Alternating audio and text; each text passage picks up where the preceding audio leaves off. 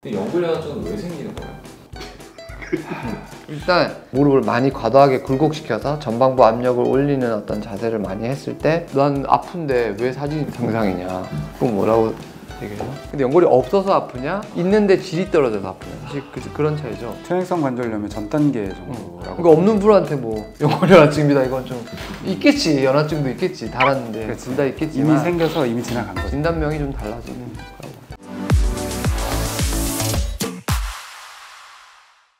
마디마디 속 이야기, 우리 동네 정형외과.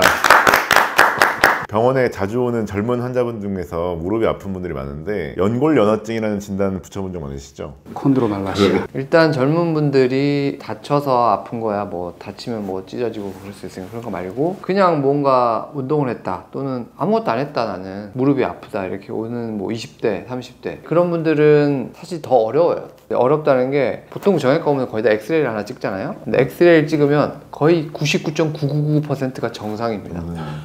깨끗해요. 네. 그러면 이제 공격이 들어올 수 있겠죠? 왜 찍었냐? 그런 말도 해? 엑스레이는 괜찮으시네요. 그러면서 그럼 왜 아프죠? 이제 이거부터 설득을 해 나가야 되는 과정이 좀 힘들어요. 난 아픈데 왜 사진이 정상이냐? 그럼 뭐라고 얘기해요? 엑스레이 보이는 건 뼈다. 뼈 모양은 일단 정상인데 뼈에 안 보이는 부분에서 이제 문제가 생겨서 그거부터 얘기를 해야 되는 게 일단, 왜냐면 나이 많으신 분들은 안 좋거든. 많이 달았네요 이렇게 하면 이제 환자분이 많이 달았죠 이렇게 딱 거기부터 시작하면 되는데 설명이 쉽죠. 왜 괜찮지? 아픈데?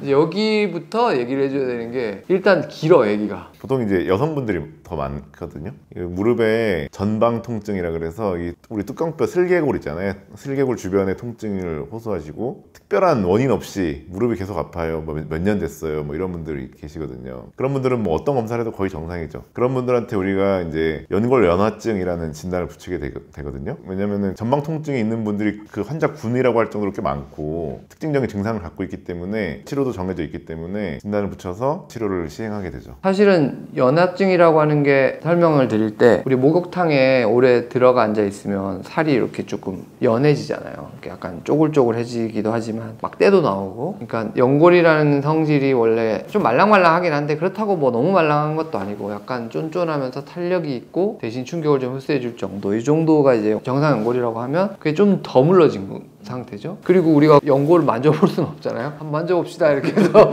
무릎을 찢어서 연골이 말랑하네요 이렇게 해서 살 수도 없으니까 여러 가지 정황과 뭐 그 사람들 그 문진과 신체 검진도 물론 있겠지만 검사와 이런 걸 통해서 이제 진단을 또 해드려야 되고, 그러니까 일단 진단부터가 어렵다. 그래서 뭐 힘들어 하시는 분도 많고. 이 연골연화증 관련해서 무릎 아프다 하시는 분들이 젊은 사람들이 비중이 어느 정도나 돼요? 연골연화증이 있으려면 연골이 깨끗해야 돼요. 그럼 늙으면 연골이 닳아있거든요. 닳아있는 분한테 연골연화증이라고 그랬잖아. 이건 연골이 없습니다 지금. 근데 증상은 관절염처럼 시리고 막 연골이 아픈 건데, 그러니까 연골 때문에 아픈 거잖아요 무릎이. 근데 연골이 없어서 아프냐, 있는데 질이 떨어져서 아프냐, 사실 그런 차이죠. 퇴행성 관절염의 전 단계 정도라고. 그러니까 없는 분한테 뭐 연골연화증입니다 이건 좀 있겠지, 연화증도 있겠지, 달았는데 둘 다 있겠지만 이미 생겨서 이미 지나간 거죠. 진단명이 좀 달라지는 거라고. 구독! 이 연골을 보호하는 게 근육이거든요. 그래서 연골이 붙어있는 주위에 근육을 강화시켰을 때 그 증상이 좋아지기 때문에 이 연골연화증의 치료는 이 허벅지 근육, 대퇴사두근이라고 하는데, 대퇴사두근이 슬개골을 지나서 이제 슬개건이 돼서 뼈에 붙게 돼요. 그 운동 자체를 이제 우리가 무릎을 구부린 상태에서 다리를 쭉 펴는 운동으로 이제 설명을 드리는데요. 그 운동이 너무 가볍다 그러면은 발목에 모래주머니나 아니면은 우리 이제 흔히 500짜리 물통 있잖아요. 500짜리 물통에는 물을 채우면 무게를 좀 우리가 조절할 수 있어요. 손수건으로 묶은 다음에 이제 다리를 드는 운동을 해서 대퇴사두근 운동을 하도록 하죠. 그걸 큐셋 운동이라고 하는데, 헬스장에 가도 되죠 물론. 바쁜 사회인들을 위해. 근데 연골연화증은 왜 생기는 거예요?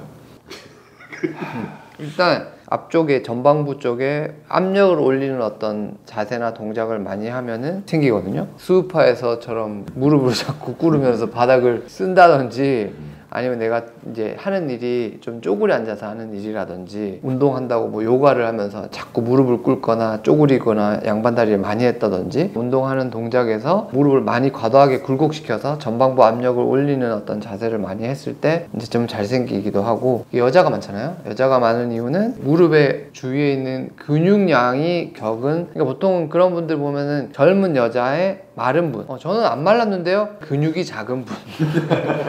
말랐다는 거는 근육이 작다는 거지. 근육이 말랐다. 예, 뚱뚱하고 말랐다는 얘기는 아니고 뭐 하중이 많이 나가면서 근육이 작으면 그게 사실 더 문제거든요. 그래서 사실 전 세계에서 한국하고 일본에 가장 많은 편입니다. 생활 습관이 그런데 바닥 생활을 주로 하시고 방바닥 앉으면 안 돼. 우리나라는 이제 양반다리하고 바닥에 앉는 게 뭐 남녀노소 누구나 다 흔히 하는 자세고 일본 같은 경우에는 정말 안 좋은 연골영화증을 그냥 만드는 자세가 있죠. 정좌라고 무릎 꿇고 많이 앉잖아요. 무릎 꿇고 앉는 게 일본은 예의처럼 돼서 뭐 다도라고 하죠. 차 마시는 문화에서도 계속 무릎 꿇고 있고 서예할 때도 계속 무릎 꿇고 앉아 있고 상대적으로 이제 의자 생활을 많이 하는 중국 같은 경우에는 상대적으로 좀 적어요. 좋아요.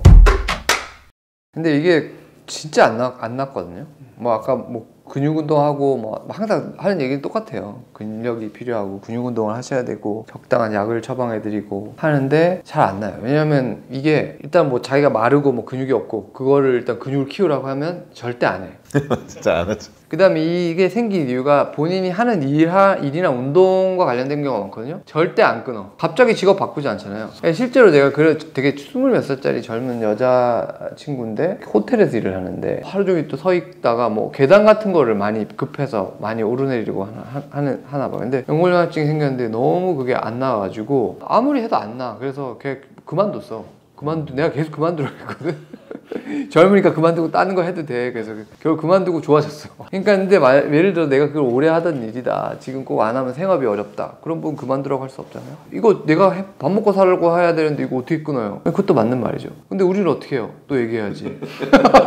아니 근데 환자분이 원하는 거는 나는 지금까지 생활 습관 그대로 해갖고 병원을 왔으니까 낫기를 원하는 건데 이건 그게 아닌 거예요. 알려주면 본인이 뭔가 조절을 해야 되는데 그게 잘 안 되니까 굉장히 안 낫는 거죠. 일단 운동을 해야 돼.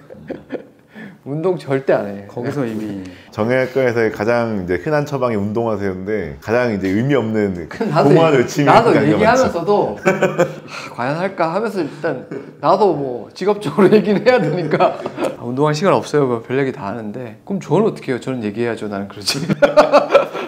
그러면 스쿼트도 괜찮은 운동인가요? 안 좋은. 안 좋죠. 풀 스쿼트는 특히나 안 좋습니다. 그러니까 스쿼트만 해도 생겨요. 아니 그러니까 내가 얘기했지만 전방부 압력이 올라가는 자세. 그래서 이제 그러면 근력을 키워야 되니까 스쿼트를 했다. 그러면 더 잘못한 거죠. 그 아랫다리를 들게 되잖아요. 피는 동작으로. 펴는 동작으로. 그래서 이제 신전 운동을 해서 근육을 강화해야죠.